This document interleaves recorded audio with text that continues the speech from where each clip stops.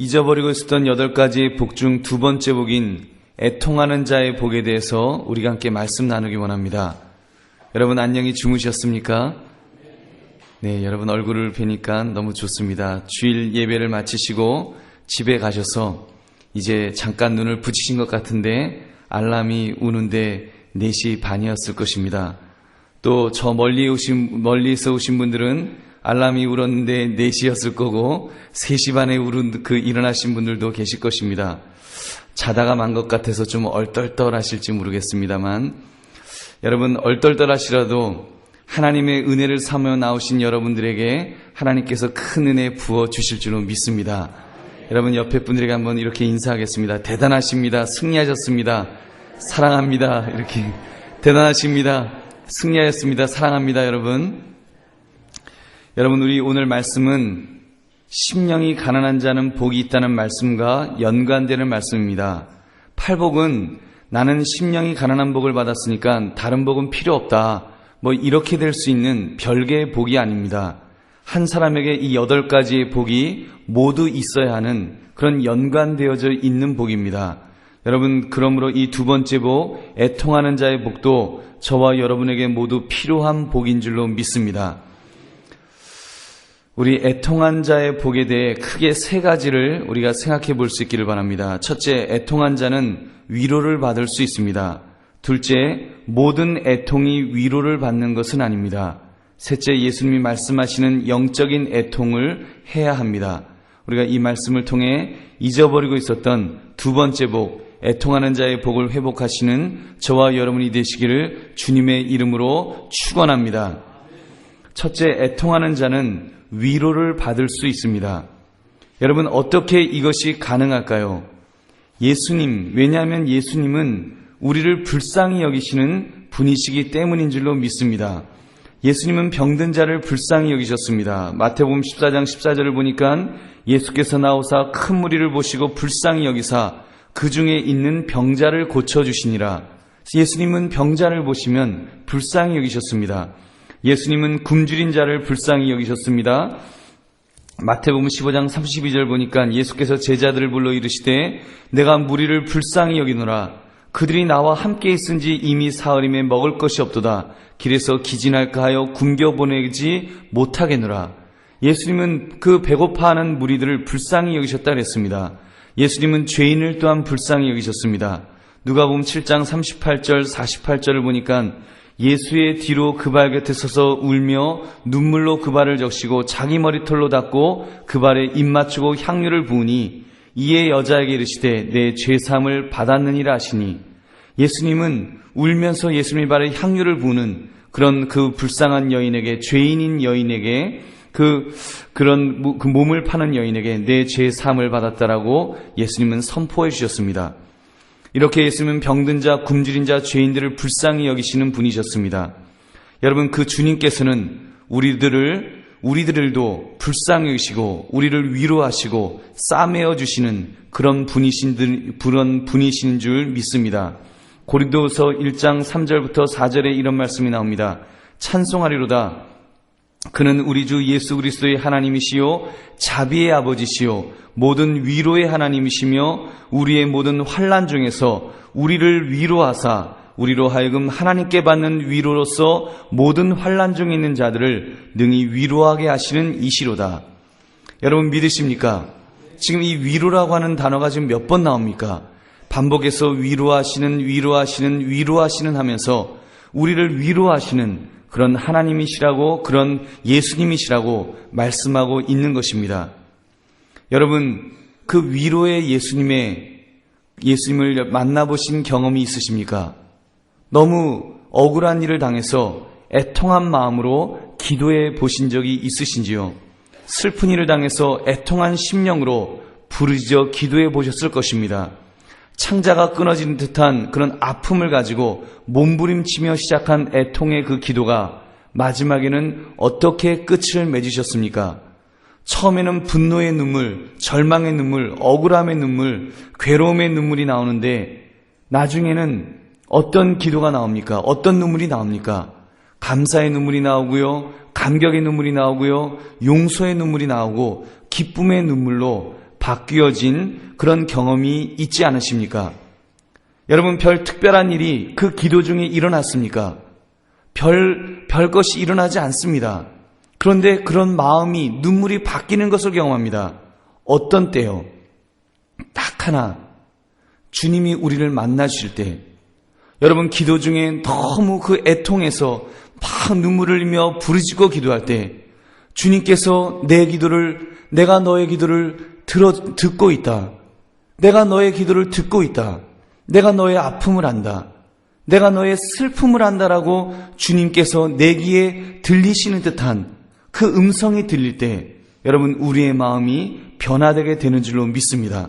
그때 그냥 엉엉 울다 보면, 그때 그냥 우왕하고 한번 울다 보면 주님께서 우리의 마음, 애통해하는 우리의 마음을 위로하시고 변화시키시는 그런 은혜를 우리에게 주시는 것입니다. 사랑하는 성도님들, 여러분 중에 애통한 처지에 있는 분들이 있을 것입니다. 이런저런 이유로 너무 힘들어서, 너무 괴로워서, 너무 슬퍼서, 억울해서, 가난해서, 외로워서, 화가 나서, 너무 아파서 어쩔 줄 모르시는 분도 계실지 모르겠습니다. 여러분, 이때 사람을 찾아가지 마십시오. 사람을 기대려 하지 마십시오. 주님을 바라보시기 바랍니다. 다른 데서 위로받기 전에 먼저 예수 그리스도를 바라보시는 저와 여러분 되시기를 주님의 이름으로 축원합니다. 그리고 그분의 위로를 받으시기 바랍니다. 주님께서 우리를 위로하시면 우리 안에서 놀라운 그 애통하는 그 눈물이, 그 애통하는 그 마음이 회복되는 역사가 일어날 줄로 믿습니다. 둘째, 모든 애통이 위로를 받는 것은 아닙니다. 고린도후서 7장 10절을 보니까 하나님의 뜻대로 하는 근심은 후회할 것이 없는 구원에 이르게 하는 회개를 이루는 것이요 세상 근심은 사망을 이루는 것이니라. 오늘 그 고린도후서 7장 10절은 하나님의 뜻대로 하는 근심도 있고 세상 근심도 있다라고 말씀합니다. 그렇습니다. 애통에는 하나님의 뜻대로 하는 애통과 세상적인 애통이 있습니다. 세상적인 애통을 보십시오. 드라마를 보면 내가 뭐 살아 하는 그런 애통이 있지 않습니까? 뭐 보면은 아이고 죽게 막 그러기도 하고, 여러분 뭐 나 죽네 막 그러는 그런 애통들이 있습니다. 그럼 얼마나 많습니까? 보통 애통이 다 위로를 받을 것 같으면 한많은 우리 조선의 여인들은 모두 위로를 받고도 남았을 것입니다. 근데 여러분, 실제로 애통하는 사람들이 다 위로를 받던가요? 여러분, 그렇지 못합니다. 우리 비근한 예로 얼마 전에 있었던 그 사건을 기억하실 것입니다. 지난번 최진실 씨 같은 분 스스로 목숨을 끊었습니다. 그분이 마음에 얼마나 강한 애통이 있었을까요? 그 정선희 씨 남편과 사업관계로 얽혀 있었고 댓글, 악플에 의해서 그 괴로움을 당하고 있었고 또 이혼의 상처가 있었고 더구나 점점 늙어가는 자신을 바라보며 인기에 대한 절박한 불안감이 있었고 뭐 이런 여러 가지 이유로 얼마나 애통을 많이 했겠습니까? 굉장한 애통이 있었을 것입니다. 근데 그 애통이 위로를 받았다면 과연 자살까지 이어졌을까요? 분명한 사실은 주님이 주시는 위로가 있었다면 절대로 자살하지는 않았을 것입니다. 자살하지 않았을 것이라고 믿습니다. 여러분, 무엇을 알 수 있습니까? 모든 애통이 위로를 받는 것은 아닙니다. 모든 눈물이 위로를 받는 것은 아닙니다. 나의 눈물이, 나의 애통이 그냥 세상적인 애통이라면, 하나님과 전혀 관계가 없는 그런 눈물로 끝이 난다면, 그냥 한탄으로 끝이 난다면, 그냥 땅만 치다가 끝이 난다면 결코 위로를 받을 수 없음을 우리는 분명히 이 시간 기억해야 될 것입니다. 마지막으로 예수님이 말씀하시는 우리는 영적인 애통을 해야 합니다. 여러분, 예수님이 말씀하시는 애통을 해야 합니다. 이 애통을 예수님께서 십자가를 지시기 전 받으셨던 고난과 연관해서 우리는 생각해 볼 수 있기를 바랍니다. 이번 주는 특별히 이제 고난주간입니다. 예수님께서 얼마나 애통해 하시며 많은 고난을 받으셨습니까? 꼭 고난주간이 아니더라도 여러분, 예수님의 생애를 보면 애통해 하시는 모습이 참 많으셨습니다. 예수님은 아픈 사람들을 보시며 예루살렘 성의 멸망을 보시며 또는 목자 없는 양 같은 백성들을 보시며 애통해 하시고 민망히 여기셨다 그랬습니다. 근데 성경 어디에도 예수님이 낄낄거리고 웃으셨다는 구절은 단 단 한 구절도 없습니다. 예수님은 깔깔거리고 웃지 않으셨습니다. 그런데 애통해하는 것, 정말 애통해하는 마음은 너무나 많은 구절에서 발견되는 것입니다. 여러분, 무엇을 말씀합니까? 주님은 우리를 향해서, 우리를 위해서 애통해하셨다는 것입니다. 주님께서는 그래서 애통해하는 자가 복이 있다라고 우리에게 말씀하십니다. 여러분, 이 애통에 대해서 여러분 이런 분들도 계실 것입니다. 목사님, 저도 왕년에는 애통하고 살았습니다. 그러나 이제는 나이를 먹다 보니까 이제는 그 감각이 무뎌져서 이제는 뭐 좀 그렇습니다. 여러분, 그것은 잘못된 것입니다. 애통하는 마음은 과거에 가졌던 것으로 충분하지 않습니다. 현재형으로 지금도 애통하는 마음, 애통하는 자라 그랬지 애통했던 자가 복이 있다라고 주님은 말씀하지 않습니다. 여러분, 그러므로 저와 여러분은 애통하는 자가 될 수 있기를 주님의 이름으로 축원합니다. 여러분, 그럼 무엇에 대해서 우리가 애통해야 하겠습니까? 첫째, 여전히 죄악 속에 있는 내 자신에 대해서 먼저 애통해야 합니다. 여러분, 예수님께서 왜 고난을 당하셨습니까? 왜 십자가에서 죽으셔야만 했습니까? 왜 늘 애통해 하시면서 그렇게 계셨습니까? 죄 없으신 분이 우리의 죄를 위해서, 바로 나의 죄를 위해서 죽으시기까지 하지 않으셨습니까? 애통해 하는 것으로, 그것으로 충분하지 않으셔서 여러분, 애통한 정도로 끝난 것이 아니라 십자가에서 죽으시기까지 그렇게 애통해 하셨다면 여러분, 그 애통해 하신 그 대상인, 그 목적인 우리 자신들을 우리가 돌봐야 되지 않겠습니까? 사도 바울은 로마서 7장에서 이렇게 고백합니다. 그는요, 신앙생활을 잘하는 사람이었지만 그는 분명하게 이런 고백을 합니다. 오라, 나는 공고한 사람이로다. 이 사망의 몸에서 누가 나를 건져내랴. 사도 바울과 같은 자도 그가 그렇게 애통해하며 자기의 죄악의 문제, 자기 안에 있는 그 죄악의 문제를 가지고 고민했다면 우리도 그 고민이 깊이 있어야 되지 않겠습니까? 왜 나는 이렇게 화를 잘 낼까요? 왜 나는 성질이 이렇게 못 되었을까요? 어째서 나는 절제가 잘 안 되는지요? 왜 나는 여전히 악한 생각이 내 마음속, 내 생각 속에 자꾸 떠오르는지요? 우리는 물어봐야 될 것입니다. 그래서 그런 자신을 바라보면서 애통한 마음으로 절규하는 그런 저와 여러분의 모습이 있어야 될 줄로 믿습니다. 사랑하는 성도님들, 오늘날 회개가 자꾸 사라지는 시대라고 말을 합니다. 자기의 죄에 대해서 회개하지도 않고 눈물을 흘리지도 않고 마치 별죄를 짓지 않고 있는 것처럼 강팍해져가는 우리의 모습이 있지 않습니까? 우리가 회개한다고 하면서 겨우 립서비스 정도의 그런 회개하고 있지는 않습니까? 입술은 죄를 지었으니까 용서해달라고 하지만 우리의 가슴은 움직이지 않습니다. 마음속에 애통해하는 마음을 우리는 이미 잃어버리고 있지는 않는지요? 여러분, 애통하는 자는 복이 있다고 그랬는데 우리가 잃어버리고 있는 이 애통하는 자의 복, 애통하는 마음을 우리가 잃어버리고 있었다면 이 시간, 이 고난주간을 통해서, 특별 새벽기도를 통해서 애통하는 마음이 회복되는 저와 여러분 되시기를 주님의 이름으로 축원합니다. 여러분, 다윗과 사울 왕의 공통점이 무엇인지 아십니까?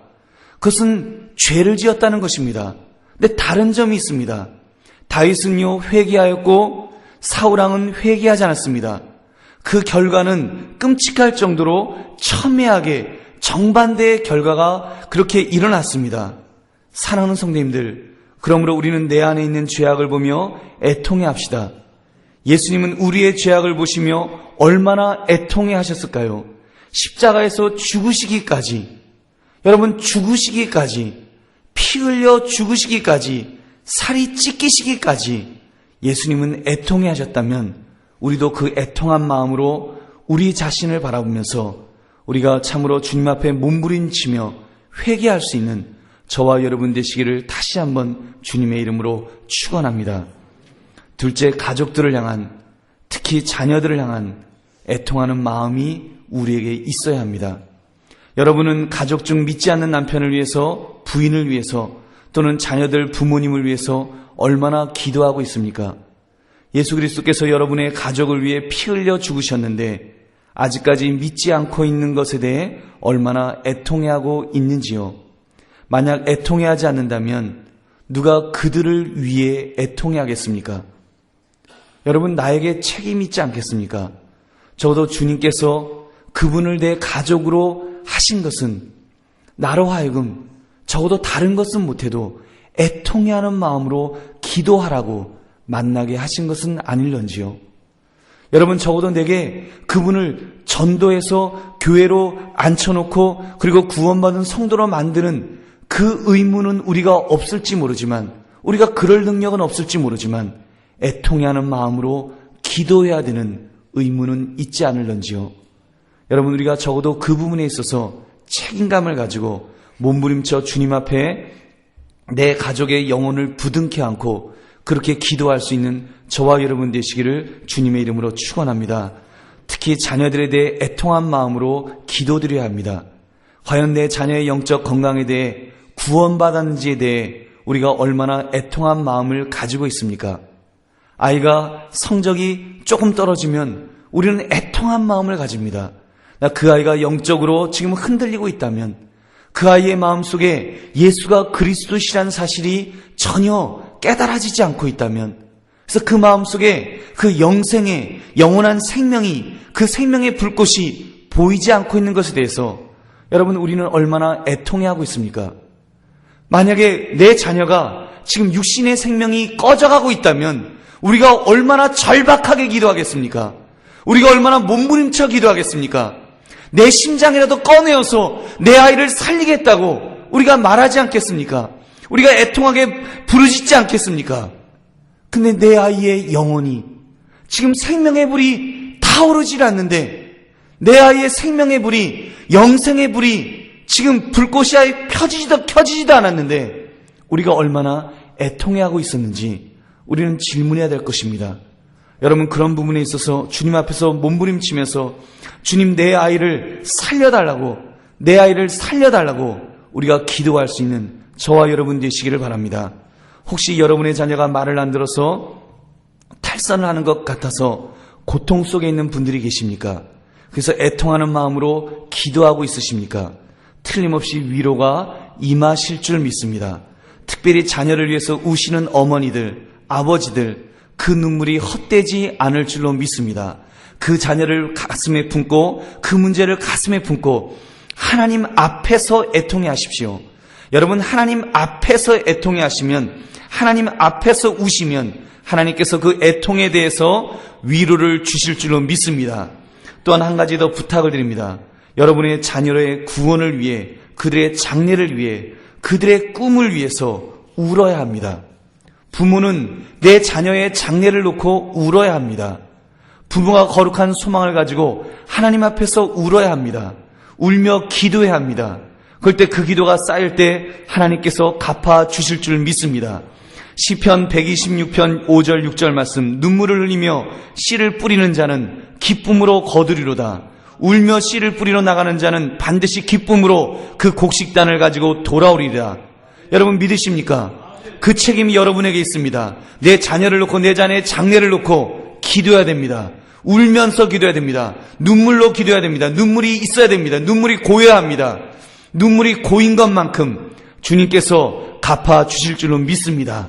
그래서 우리가 참으로 이 부분에 있어서 주 앞에 나의 자녀를 위해서 얼마나 울었느냐를 가지고 우리가 운 만큼 하나님께서 기쁨으로 단을 거둘 수 있는, 내 자녀를 통해서 내 자녀의 단을 거둘 수 있는 그런 복을 우리에게 부어 주실 줄로 믿습니다.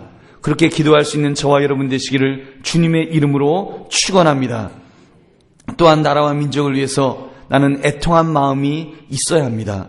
느헤미야와 같은 사람, 나라와 민족을 위해 애통한 마음으로 금식하며 기도하지 않았습니까? 이번 특별 새벽 기도회 동안에 여러분 금식하시면서 나라와 민족을 위한 그 기도 제목도 반드시 넣으시기 바랍니다. 느헤미야만 기도하는 것 아닙니다.